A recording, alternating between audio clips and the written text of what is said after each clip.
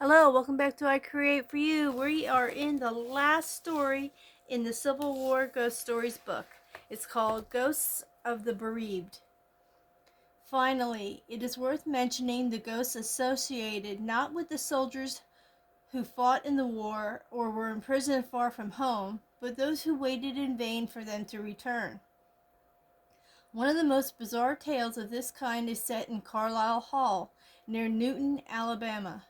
This unusual house was built in 1827 by Edwin K. Carlisle, and his descendants still lived in the hall at the time of the Civil War. By that time, the house had already had a reputation for being haunted. Supposedly, a blue light could occasionally be seen shining from an upstairs bedroom window, and this was traditionally associated with the late Mr. Carlyle, although a satisfactory explanation for the association or the light has never forthcoming. His daughter Anne is also said to haunt Carlisle Hall. She was engaged to a wealthy young man from the local area, but when the Civil War began, he marched off to war with other volunteers, serving as an officer in an Alabama regiment.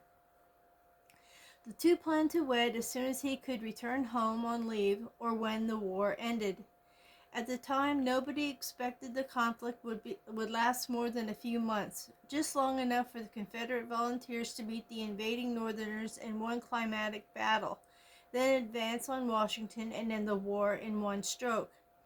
Naturally, she was concerned over her fiancé's safety, so to assuage her fears, he agreed to send his manservant back to Carlisle Hall with a message after the great battle was fought. They even arranged a code. As he approached the house, the African American servant would carry a white flag if the fiancé had survived in the battle, and a red one if he fell in the moment of victory. Anne Carlisle spent the months that followed sitting by a window at the top of the house, waiting for the approach of the manservant. She remained at her post for months, taking meals there and passing the time with friends. Only when it was too dark to see did she return and join the rest of the family in the house. The vigil continued throughout the spring and summer of 1862 until one day in early August she finally saw what she had been waiting for. A horseman was riding up the approach road, and when he came closer she recognized him as her fiancé's manservant. In his hand he clutched a flagpole bearing a small flag. It was red. Her heart broken, Anne threw herself from the top of the stairs, falling to her death on the floor of the entrance lobby, just as the rider came in up to the front door. It is said that the house is still haunted by the sound of Anne Carlisle screaming in grief as she relives her last moments, and her ghost can still be seen throwing herself off the top of the long central staircase.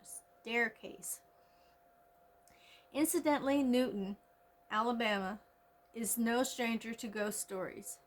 Local tradition has it that during the Civil War, a soldier absconded from his regiment to visit his family in the town. He was discovered by the local authorities and summarily executed for desertion by the local home guard. Anyone who has read or seen Cold Mountain will understand how these militiamen operated. Apparently he was exceptionally tall, so in order to hang him from the local hanging tree, the townsfolk had to dig a hole so that his feet wouldn't touch the ground. The story goes that the hole is still there beneath the hanging tree. If anyone tries to fill it in, or drop anything in it, by morning the hole is back again, cleaned out and ready for another hanging. Another similar hanging story involves nearby Choctawhatchee Bridge, where another wartime execution took place. Again, a hole was dug beneath the tree, because the branch chosen to hang the victim from was too weak and partially broke in mid-execution. The feet of the victim were scrabbling in the dirt, so one of the home guards who had lost his leg in battle used his crutch to scoop out a hole, with space enough for the victim to dangle and die. According to tradition, the victim was a Confederate soldier on furlough called William Scotto. If anyone tries to fill in the hole, the ghost of the hanged man will reappear at night and excavate the hole again. He apparently wanted the proof of his wrongful murder at the hands of the Home Guard to remain visible. Just to show that Anne Carlyle didn't have a monopoly on grief, it is worth mentioning the tale of Lucy Dabney Smith, the wife of a wealthy tobacco exporter and businessman from Clarksville, Tennessee. In 1858, the newly married couple built a house close to the Cumberland River, a property now known as the Smith Traherne House, located next to the Riverview Cemetery in Clarksville, McClure Street. Her husband, Christopher Smith, attempted to remain neutral until after the fall of Vicksburg in July 1863. With the Mississippi safe for commerce again, he journeyed down the Cumberland and Mississippi to New Orleans to find a way to regenerate his business. His wife waited for his return, pacing the Widow's Walk, an observation balcony on the roof of her home. However, her husband never returned, apparently dying in a river accident on his journey back up the Mississippi. Although she knew she was a widow in mourning, Lucy Dabney Smith still climbed to the Widow's Walk every day to await the return of her long-lost husband. After the news of his death reached her, she dressed in black, and she would remain in mourning for the rest of her life. She also continued to pace the balcony every day for another 3 decades, her vigil only ending with her death in 1905.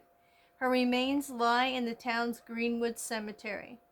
In the years that followed, the inhabitants of Clarksville or observers on vessels navigating the Cumberland River occasionally saw what looked like a lady in black standing on the Widow's Walk of the Smith's Traherne house.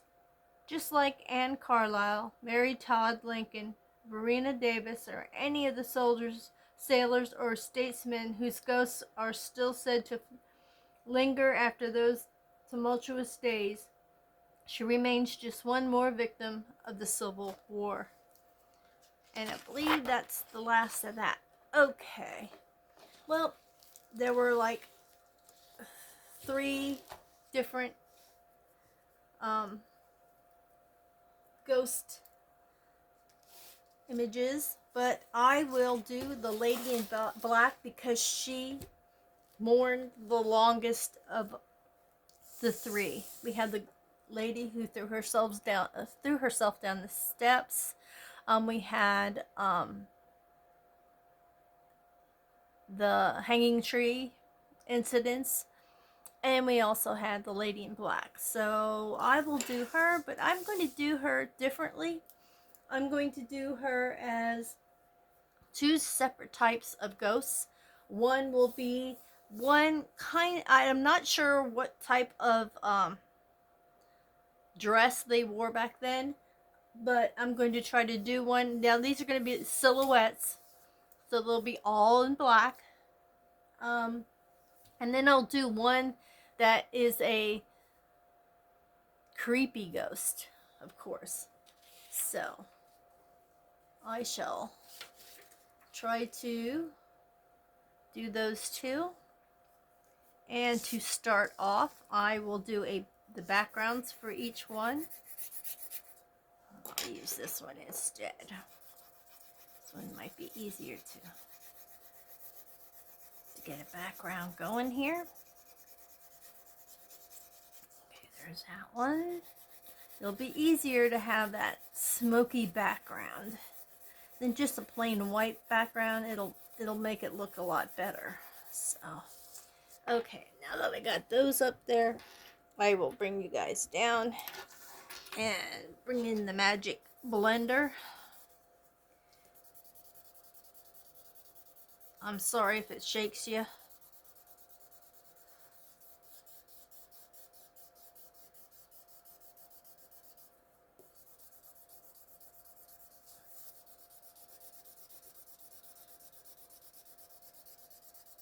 Oh, this paper's horrible.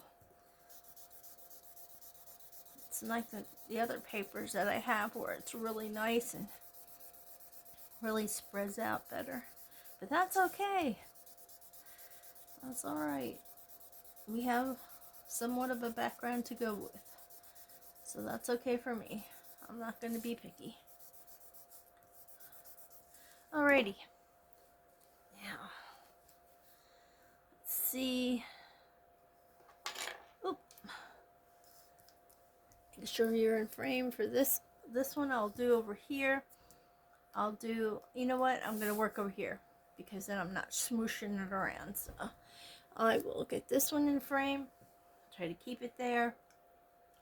And we will do the lady in the traditional dress.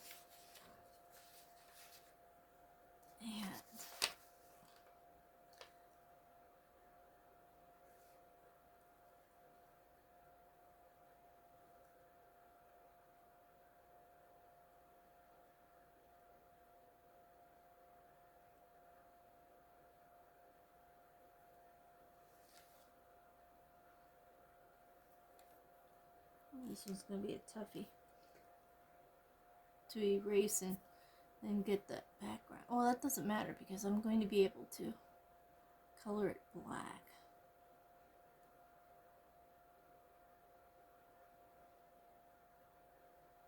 Yes, I know. She's got a big nose. We'll fix that one. See if that's a little bit better. And I'll make her hair in like a bun type.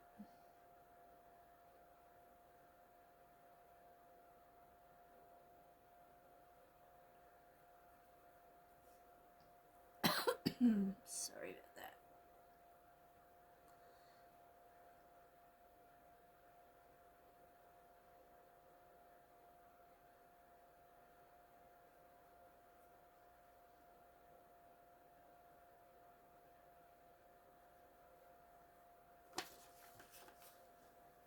That's actually her hand there.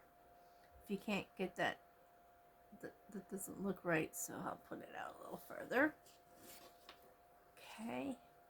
Now we're going to do like the back of her dress.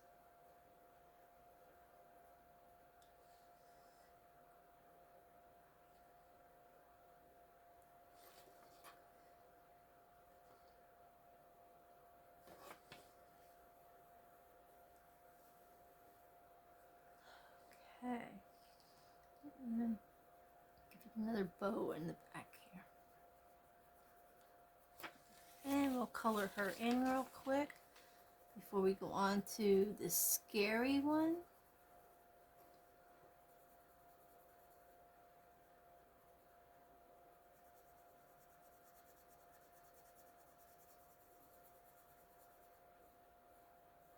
Yeah, hopefully this looks a little better when it's black. Get her lips in there.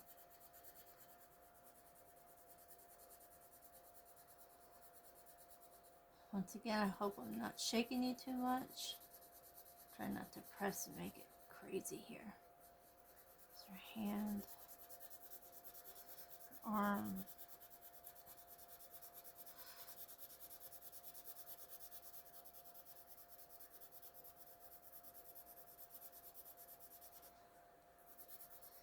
Yeah, since the story was a little short, it seemed to be like a summary or recap or whatever you want. No, well, really not. It was more like a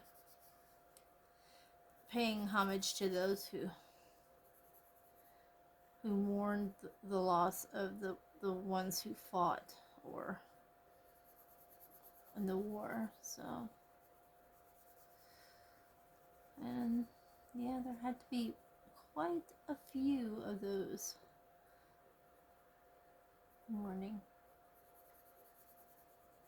And that's the first lady in black. And now we'll do this scary lady in black.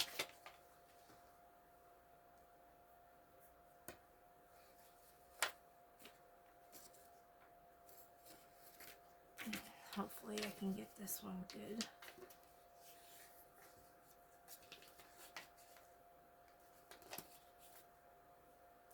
Alrighty. you guys are. Okay, bring it down just a little. And we'll work on this scary lady. We'll just pretend she's out there on her balcony on a windy day.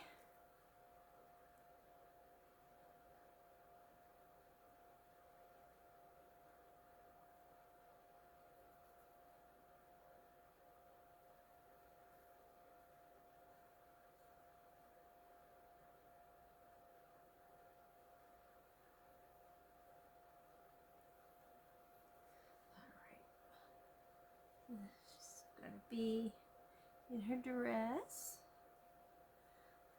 I'll let that there. And this is her hair.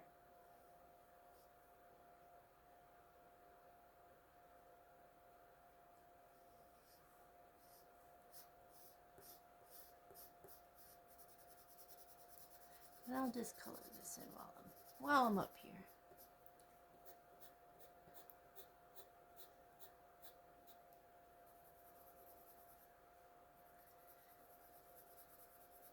Another silhouette, because if she's going to be a lady in black, I'm going to make her all in black. Okay, that's right there, top. Alright, now we'll have her kind of standing to the side.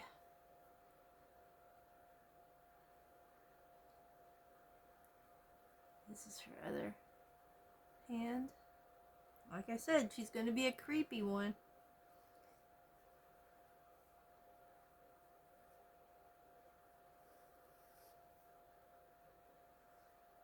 Ooh, she's got a booty, huh?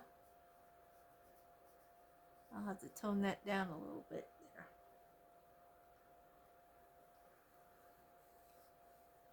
Alright, now we'll get this part here all colored in. Then I'll work on her, on the dress a little more and her hands, because she's got to be creepy, so it's going to take a little bit for that.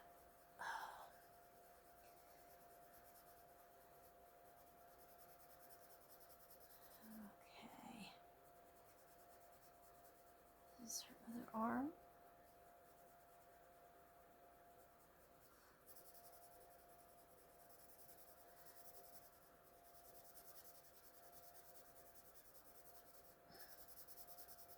And her bootay.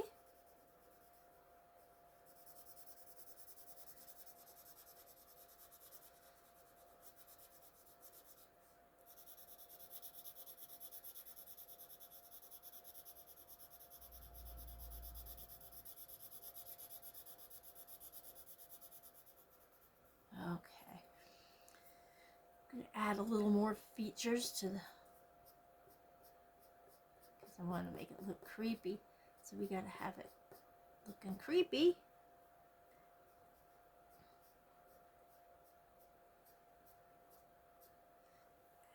Alright, here comes the really creepiness.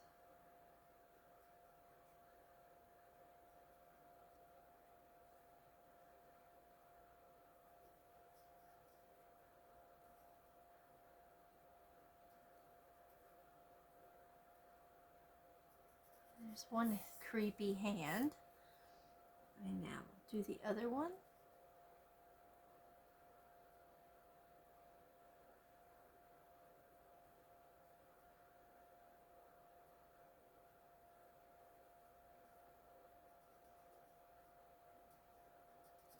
Now, it may only look like she has 4 fingers, but she's got, you know what? I'll just do it this way. That's the thumb, I guess. That's as good as it's going to get. Now we got to make it a little, emphasize the dress in it.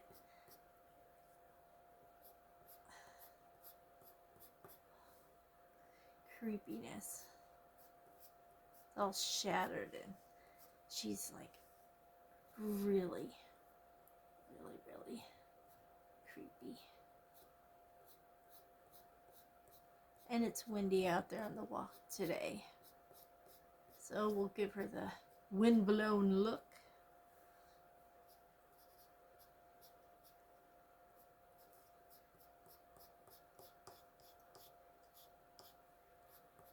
There's that. Now we'll see if this blends a little better. Yeah, it works when there's a lot of lead on the paper. That's good. That'll make it look nicer, smoother.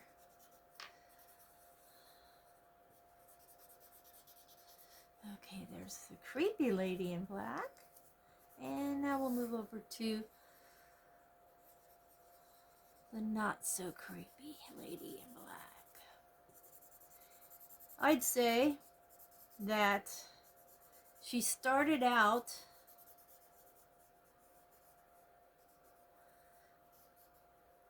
waiting for her husband like this. And after 30 years of doing the same thing every day until she died, she got a little scraggly and ended up being spooky. And yeah, this is how she looks now at the end. That is so sad. So sad that that happened. I wonder how many, this is a stupid thought.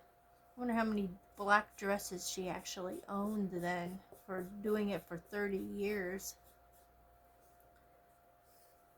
Had to have been a lot. And this one I'm just going to make a little haze around her.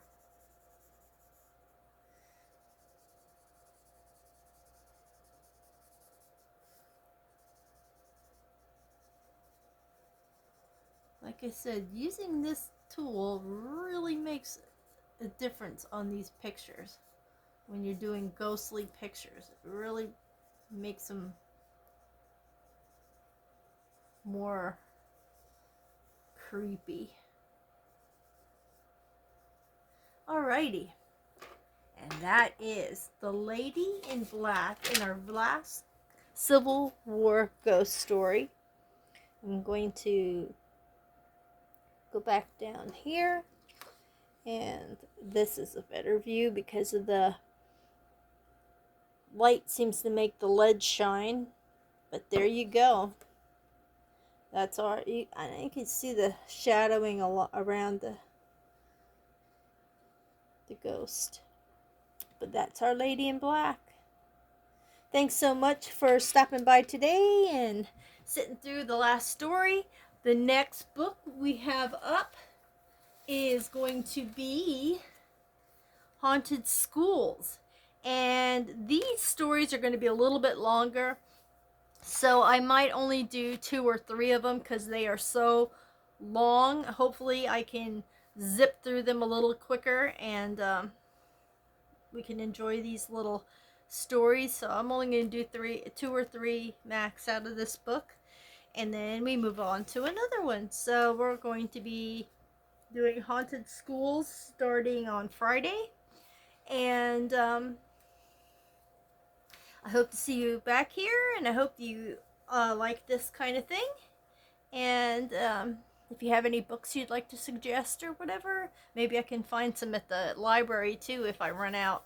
It'd be a lot cheaper just to rent one, or rent, whatever you borrow a book from the library. You don't rent them. You only rent them if you don't take them back in time and you have to pay for them. Then that's a little bit like renting. Anyway, thank you so much. Please give me a thumbs up. Subscribe if you haven't. Comment if you'd like to. And stay safe, stay warm, stay healthy. Stay a little bit creepy. And I shall see you guys in the next video. Bye-bye for now.